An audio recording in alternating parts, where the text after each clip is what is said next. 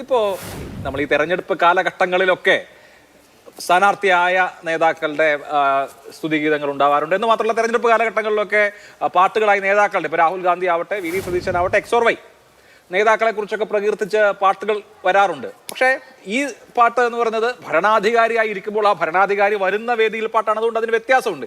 ഇനി ഇതിപ്പോ കേരള രാഷ്ട്രീയത്തിലെ ഒരു നടപ്പ് ശീലമായി വരുമോ? നേരത്തെ നമ്മൾ തിരുവാതിര കണ്ടു 2021. ഇപ്പോൾ ഇതാ സെക്രട്ടേറിയറ്റ് എംപ്ലോയീസ് അസോസിയേഷന്റെ സമ്മേളനത്തിൽ ഈ പാട്ട് വന്നു. ഇനിയിപ്പോൾ നമ്മൾ ഈ ചടങ്ങുകളിലൊക്കെ സ്വാഗതഗാനം എന്നൊക്കെ പറയുന്ന പോലെ, അല്ലെങ്കിൽ വിളക്ക് കൊളുത്തൽ എന്നൊക്കെ പറയുന്നത് പോലെ മുഖ്യാതിഥിക്ക് അഭിവാദ്യം അർപ്പിച്ച് പാട്ട് എന്നുള്ളത് ഒരു ചടങ്ങായിട്ട് വരുമോ ഇനി?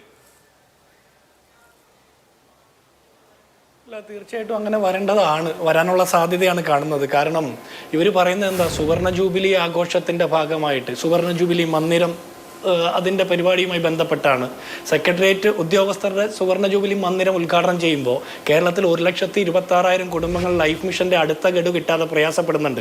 അവരുടെ മുമ്പിലാണ് സെക്രട്ടേറിയറ്റ് ജീവനക്കാർ ജോലി സമയത്ത് പോയി ഇത്തരം സമ്മേളനങ്ങൾ നടത്തി പാട്ട് ആസ്വദിക്കുന്നത്. ഞാൻ പറയുന്നത്, നിങ്ങൾ പാട്ട് ആസ്വദിക്കുന്നതിന് ഞങ്ങൾക്ക് തർക്കമൊന്നുമില്ല. പക്ഷേ അത് ലീവ് എടുത്ത്, ശമ്പളത്തോടെ പോയി പാട്ട് ആസ്വദിക്കണമെന്ന് നിർബന്ധമില്ല. ലീവ് എടുത്ത് ഇരുന്ന് നിങ്ങൾ പാട്ട് ആസ്വദിക്കണം. നിങ്ങൾ ഇന്ന് സമ്മേളനം നടത്തുമ്പോൾ പോലും നിങ്ങൾക്ക് ശമ്പളം തരാൻ വേണ്ടിയിട്ട് കേരളത്തിലെ സാധാരണ ഉപ്പ് തൊട്ട് കർപ്പൂരം വരെ വലിയ വില കൊടുത്ത് മേടിക്കുമ്പോൾ അതിൽ നിന്ന് നികുതി വരുന്നുണ്ട്.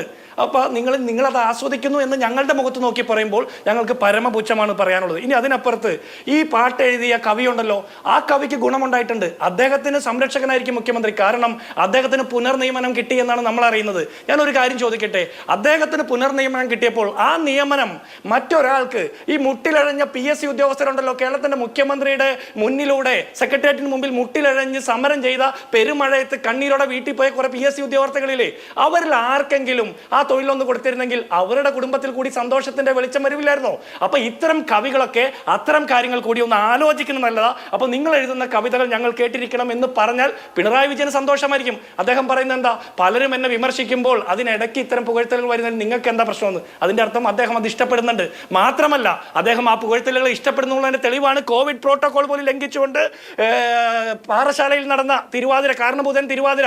അത് നമ്മൾ കണ്ടതല്ലേ. നമ്മളോടൊക്കെ സാമ്പത്തിക പ്രതിസന്ധിയിൽ എല്ലാവരും മുണ്ട് മുറുക്കി കൊടുത്ത് ഞെരുക്കം സ്വയം അനുഭവിക്കണം, എല്ലാവരും കൂട്ടായി അനുഭവിക്കണം എന്നൊക്കെ പറഞ്ഞ മുഖ്യമന്ത്രിയുടെ പുകഴ്ത്താൻ വേണ്ടിയിട്ട് ഇവര് തലയിൽ കെട്ടി ഇവര് കാരണഭൂതൻ തിരുവാതിര കളിക്കുന്നു. ആരുടെ നെഞ്ചത്ത?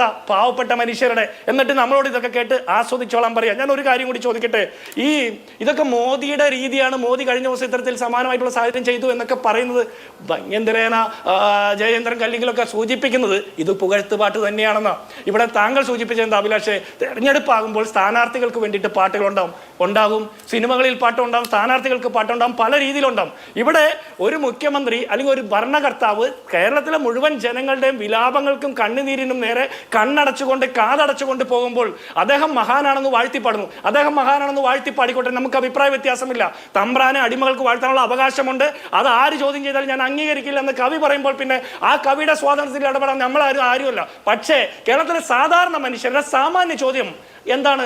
ഈ സാധാരണ മനുഷ്യർക്ക് അനുഭവവേദ്യമായ എന്ത് കാര്യങ്ങൾ നൽകാൻ കഴിഞ്ഞു? എല്ലാത്തിനും കേന്ദ്ര ഭരണത്തിനെതിരെ പറയുമ്പോൾ കേന്ദ്ര സർക്കാരിന്റെ അനാസ്ഥ കൊണ്ടാണെന്ന് പറഞ്ഞാൽ കേരളം ഭരിക്കുന്ന സർക്കാരിന് നേതൃത്വം കൊടുക്കുന്ന മുഖ്യമന്ത്രിക്ക് പിന്നെ എന്താണ് പണി എന്നുള്ള ചോദ്യം അവശേഷിക്കും. അതിനുള്ള മറുപടി കവി പറയേണ്ടതാണ്. ശരി, അതിനു മുമ്പ് ഈ വ്യക്തിപരമായ ആരോപണത്തിൽ താങ്കൾക്ക് മറുപടി പറയാനുണ്ടെങ്കിൽ പറയാം. അല്ല, അദ്ദേഹത്തിന്റെ ചോദ്യക്ക് മറുപടി പറയേണ്ട കാര്യമില്ല. അതല്ല, താങ്കൾക്ക് കിട്ടിയ നിയമനത്തെ സംബന്ധിച്ച് അല്ല, ആ നിയമനം എന്ന് പറയുന്നത് അതിനെ സംബന്ധിച്ച് സർക്കാർ തലത്തിലെ തീരുമാനം എന്താണെന്ന് വെച്ചാൽ അത് ഡിപ്പാർട്ട്മെന്റാണ് ചെയ്യേണ്ടത്. അല്ല, അതിലൊന്നും എനിക്ക് വേറെ അഭിപ്രായമൊന്നുമില്ല. അല്ല, അക്കാര്യത്തിൽ പിണറായി വിജയനോട് എന്തെങ്കിലും അയ്യോ പാവ സഖാവോ ഈ സംഘടനയ്ക്കോ ഒന്നും അതുമായിട്ട് ഒരു ബന്ധമില്ല. വളരെ ചെറിയ ഒരു നിയമനത്തിൽ ഇപ്പൊ മുഖ്യമന്ത്രി ഇടപെടേണ്ട കാര്യവുമില്ല.